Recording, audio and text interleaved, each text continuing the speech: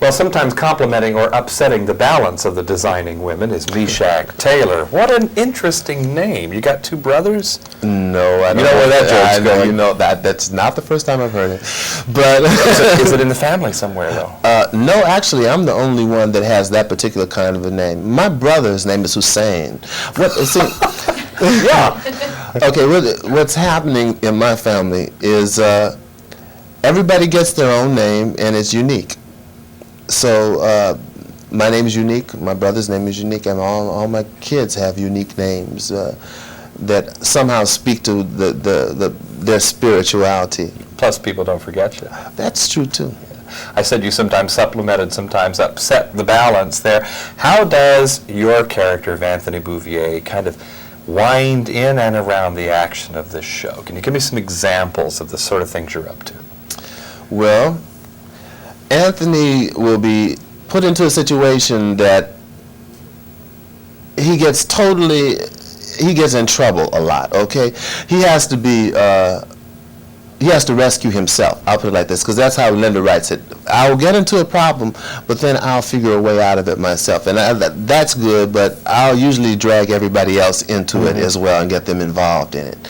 So Anthony is a catalyst for funny things to happen, hopefully. At the same time, too, sometimes it seems like you sort of cut through the Gordian knot of Southern gentility. That's true, too. He's a very down-to-earth individual, and haughty attitudes don't get very far with him. You know, he's the kind of individual who, his last name is Bouvier. If someone asked him in a very snide way, as one person did on the show, are you any relation to Jacqueline Bouvier Kennedy? You know, and that was supposed to be a slam, and he says, yes, as a matter of fact, I am. She's my sister. You know, but we had this enormous falling out after Dad died. He left us some land. I just felt she was trying to take advantage of me because I was too young. You keep us off balance, exactly. too. You know, he just keeps going. He'll do a 5-minute run on being Jacqueline Kennedy Bouvier Kennedy's brother, and then walk out of the room with a comment like, you know, I'll tell Jackie that you asked about it. She'll be so pleased to know that common people like you still care.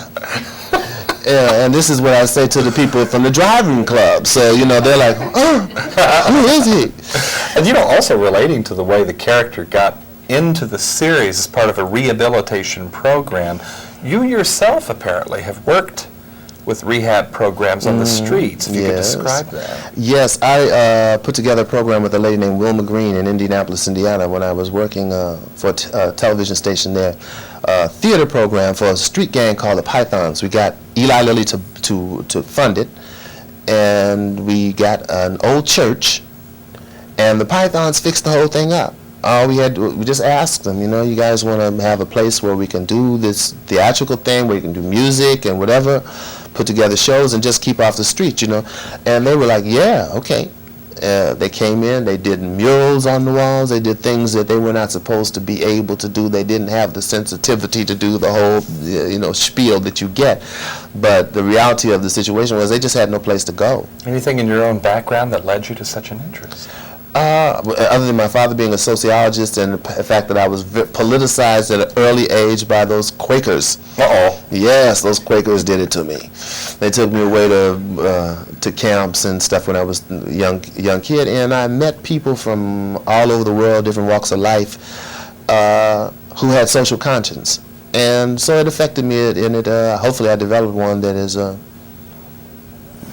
positive. I'm wondering if it's a fair comparison then to put you in the same kind of league with Tim Reed, who's of course so famous for carrying his social feelings out into a public arena.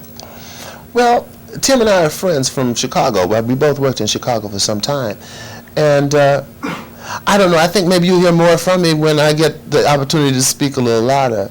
You know, Tim has been very fortunate in that he has had the opportunity to be featured and focused on. So he's used that opportunity positively to say things that he feels need to be changed. And I'm in agreement with him on most of the things that he has to say. He's right on. So the public visibility is something you won't hesitate to use? Absolutely. Yeah. I mean, that's something I've been working many years on in order to achieve so that I can affect some change. I mean, if you to complain about it is not enough.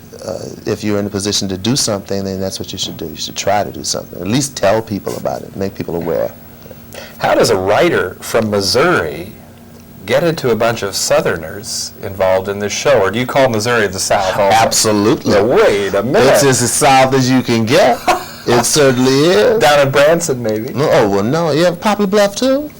You wouldn't call it the Midwest, huh? You wouldn't call it the Not at all. And I wouldn't call St. Louis the Midwest. I'd call it the South. You know, which is, and that's not a negative thing. I mean, and maybe that's what's happening. People don't want to. They don't want to be. They don't want to be a part of the South because of the negative things that have been attached to the South. But I think they should embrace their Southern heritage warmly and go on from there, because I think it's very Southern. I have never had any barbecue that was any more Southern than barbecue in Kansas City. Right. That's what I go by. Finally, did this show need an Anthony Bouvier? No. I like to think so. Real honestly, yeah. Do you think it needed it? I think it did. I think that it really is a positive addition to a cast that was already excellent. It's not that they weren't really doing well without me. They were doing very well without me, but I do think that it adds something that I know what it adds. It adds, here you have 4 white girls from the South, and then you bring this black guy in, this young black guy, and anytime we're alone in a room, there's some tension that is created, except with Julia and I, because everybody knows that we're real tight, we're real good friends and everything. There's nothing, no hanky-panky between us. But anytime anybody else is there, there's always that little edge there. There you go. And that edge, it makes for some very wonderful comedic situations. I told you he could upset the balance of the Designing Women. His name is Meshach Taylor. We're both in Redondo Beach, California. I'm John Tibbetts for KCTV5.